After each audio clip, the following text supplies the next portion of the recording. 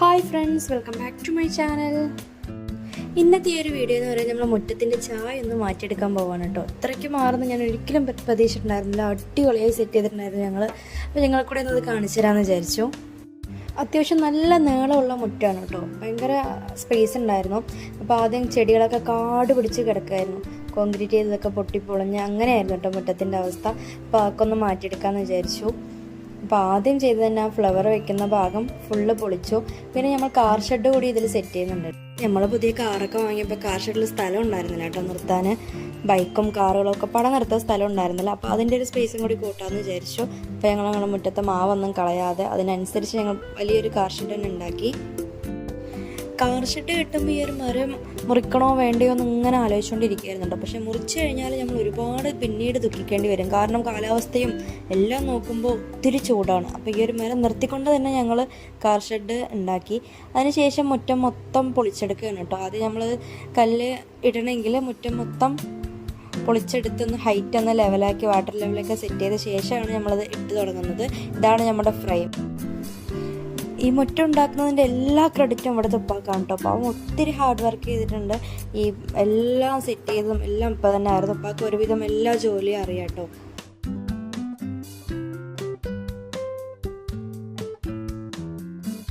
Concrete ചെയ്തിട്ട് കല്ല് കൊണ്ടുവയ്ക്കായിരുന്നില്ല, അവിടെ തന്നെ വെച്ച് വാർക്കുമായിരുന്നു കേട്ടോ. എല്ലാം പറഞ്ഞു കൊടുക്കുന്നതും ലെവൽ ചെയ്യുന്നതും അങ്ങനെ എല്ലാം സെറ്റ് ചെയ്യുന്നതും ഇപ്പം തന്നെയായിരുന്നു. സത്യം പറഞ്ഞാൽ നമ്മൾ ആദ്യം ലോക്ക് ഇടാനാണ് വിചാരിച്ചിട്ടുണ്ടായിരുന്നത്. അപ്പോൾ ഇൻ്റർലോക്കിൻ്റെ ആളൊക്കെ വന്ന് നോക്കി. പക്ഷേ ഈ ഒരു സ്പേസിനും ഭയങ്കര റേറ്റായിരുന്നു പറഞ്ഞിട്ടുണ്ടായിരുന്നത്. അപ്പോൾ തോന്നിയൊരു ഐഡിയ ആണ് നമ്മൾക്ക് തന്നെ ചെയ്തെടുത്താലോ എന്ന് തോന്നി. അങ്ങനെ പ്ലാൻ ചെയ്തിട്ട് തുടങ്ങിയ പണിയായിരുന്നു കേട്ടോ ഇത്. സിംഗിൾ ഫ്രെയിം അല്ലാതെ ഫ്രെയിം 4ആയി ഡിവൈഡ് ചെയ്തുകൊണ്ട് നമുക്ക് പണി പെട്ടെന്ന് തീർന്നതായിട്ട് തോന്നി കേട്ടോ. പിന്നെ കുറച്ച് പണികളും ഇതിൽ ഉണ്ടായിരുന്നു. ഒരു ദിവസം തന്നെ 10-12 ലൈന് വാർത്ത് കഴിഞ്ഞിട്ടുണ്ടായിരുന്നു കേട്ടോ. അതുകൊണ്ട് തന്നെ പണി എളുപ്പമായ പോലെ തോന്നിയിട്ടുണ്ടായിരുന്നു. ഓരോ ദിവസം വാർത്ത് കഴിഞ്ഞ് മൊത്തം നമ്മൾ പിറ്റേ ദിവസം നനച്ചു കൊടുത്ത് അങ്ങനെ കുറേ ദിവസം നനയ്ക്കലും അതിൻ്റെ സെറ്റിയിലൊക്കെ കാര്യങ്ങളൊക്കെ കഴിഞ്ഞ് നമ്മൾ ഫുള്ളായി വാർത്ത് കഴിഞ്ഞു കേട്ടത്. അങ്ങനെ ഫുള്ള് നനച്ച ശേഷമാണ് അതിൻ്റെ ഗ്യാപ്പ് ഒന്ന് ഫില്ല് ചെയ്യാനുണ്ട്. നമുക്ക് ആ പുല്ലിടുന്ന ഗ്യാപ്പ് അധികമായിട്ടുണ്ടല്ലോ. അപ്പോൾ അതുകൂടി ഒന്ന് ഫില്ല് ചെയ്തതിന് ശേഷമാണ് നമ്മൾ പുല്ല് വിരിക്കുന്നത് കേട്ടോ. ഗ്യാപ്പ് ഫില്ല് ചെയ്യാനും പണി തുടങ്ങുന്നത് മുതൽ നമ്മുടെ ഷെസൂട്ട് അവരുടെ ഒപ്പമേ ഉണ്ടായിരുന്നു കേട്ടോ. അവനക്ക് പണിയെടുക്കാനൊക്കെ ഭയങ്കര ഇഷ്ടമാണ്. അപ്പോൾ അതിൻ്റെ കൂടെ ഇങ്ങനെ നിൽക്കും. ഗ്യാപ്പ് ഫില്ലയിലൊക്കെ കഴിഞ്ഞ് അടുത്ത പണി പെയിൻ്റ് അടിക്കലായിരുന്നു കേട്ടോ. പെയിൻ്റ് അടിക്കാൻ ആളൊന്നും വിളിച്ചിട്ടുണ്ടായിരുന്നില്ല. ഞാനും ഉമ്മയും ഉപ്പയും ഒക്കെ ആയിരുന്നു കേട്ടോ. ഫുള്ള് ഈ ഒരു മുറ്റം ഫുള്ള് പെയിൻ്റ് അടിച്ചിട്ടുണ്ടായിരുന്നത്. നല്ല രസമായിരുന്നു കേട്ടോ. നമ്മൾ അതൊക്കെ ചെയ്യുമ്പോൾ ഭയങ്കര ഇൻട്രസ്റ്റ് ആയിരുന്നു. എനിക്കും അങ്ങനത്തെ പണികളൊക്കെ ഭയങ്കര ഇഷ്ടമാണ്. അതുകൊണ്ട് തന്നെ ഞാനും ഉമ്മയും ഇപ്പയും തന്നെ ആയിരുന്നു ഫുള്ളായി പെയിൻ്റ് അടിച്ചിട്ടുണ്ടായിരുന്നത്. 2 ദിവസം കൊണ്ട് പെയിൻ്റ് അടിക്കലൊക്കെ കഴിഞ്ഞിട്ടുണ്ടായിരുന്നു. ലൈറ്റ് ഗ്രേ കളറായിരുന്നു കേട്ടോ അവൻ ചൂസ് ചെയ്തിട്ടുണ്ടായിരുന്നത്. ആർട്ടിഫിഷ്യൽ ഗ്രാസ് വരുമ്പോൾ അതിൻ്റെ ഒരു മാച്ചിങ് വരുന്നൊരു കളറായിരുന്നു. ഡബിൾ കളർ അടിക്കണം എന്നുണ്ടായിരുന്നു. പക്ഷെ അത് ബോറാവെന്ന് വിചാരിച്ചിട്ട് നമ്മൾ സിംഗിൾ കളറിനെ ചൂസ് ചെയ്ത് ഒരു ഗ്രേ കളർ ഷെയ്ഡ് വരുന്നതായിരുന്നു കേട്ടോ അടിച്ചിട്ടുണ്ടായിരുന്നത്. ഡബിൾ കോട്ട് അടിച്ച ശേഷമാണ് നമ്മൾ ഗ്രാസ് ഇടുന്നത്.